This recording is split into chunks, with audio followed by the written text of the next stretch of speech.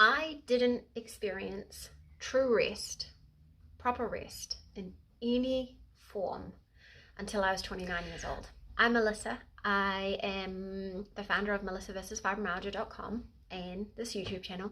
And I've been sharing my journey for about 10 years now. And I have shared a lot of research and a lot of why you would want to try all the things that I talk about. And I usually approach things with like research and benefits and blah, blah, blah. But I want to share a real personal story and recommendation. So like I said, I didn't experience true rest until I was 29 years old. I was exhausted all the time. I had chronic fatigue syndrome. I did not sleep. I had insomnia. I had trouble going to sleep. I had trouble staying asleep, and I had poor quality sleep. I had no deep or REM sleep, very, very little. And I never felt refreshed, and I never felt at ease in my body. I never felt like there was no ginormous sensation happening. And when my first son was about 8 months old, my in-laws had him, and I was supposed to be resting. And rest was basically impossible. I explained it at the time like being too tired to be alive. I was too tired. There was absolutely nothing I wanted to do or could do. And I remembered that people had been talking about meditation. So I looked up on YouTube and chose a 20-minute Yoga Nidra meditation. I don't know why I chose Yoga Nidra that day as opposed to any other type of guided meditation, but I am so glad I did. Like, forever grateful that I did.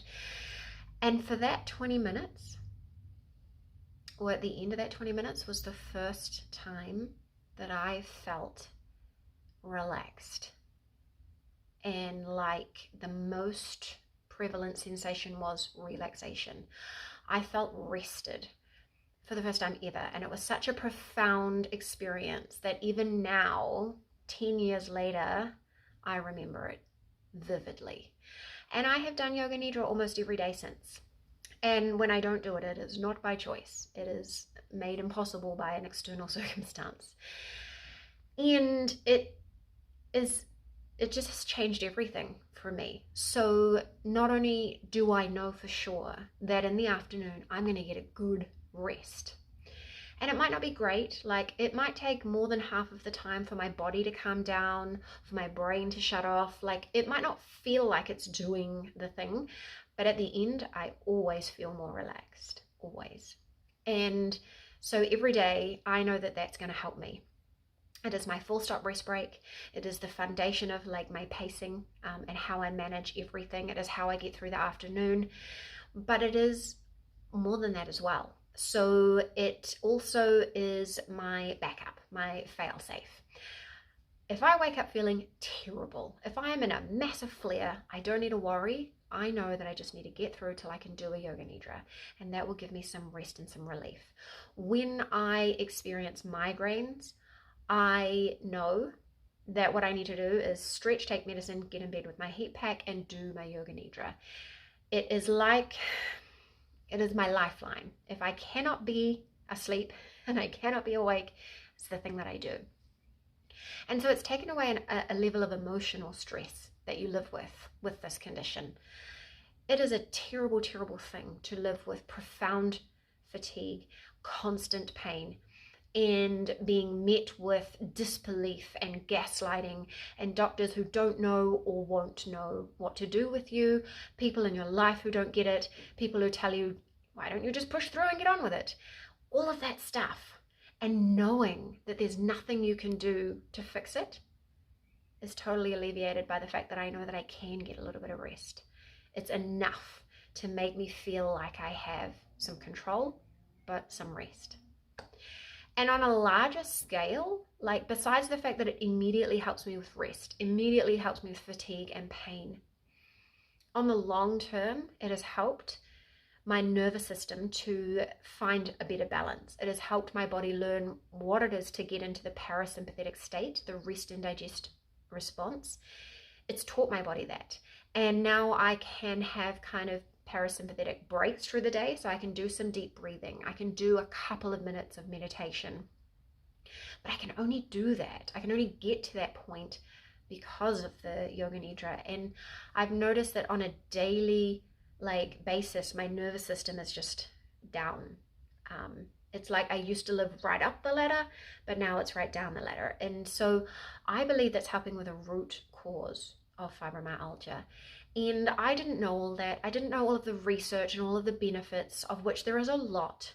And I've got blog posts, which I'll link and share with you. I didn't know all of that stuff, and I didn't need to know all that stuff at the beginning. I like to know that stuff because I love everything about it. I love learning about the nervous system.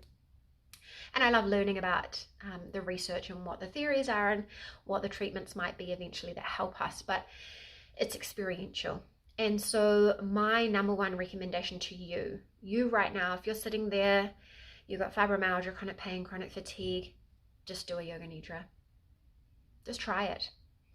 Just try 20 minutes every day for a month. Just give it a go and see what it feels like, and see if it helps you in the minute, in the day, and see if it helps you a little bit longer term, and then start learning about it. Then start learning about the benefits and be like, oh, I see, that makes sense.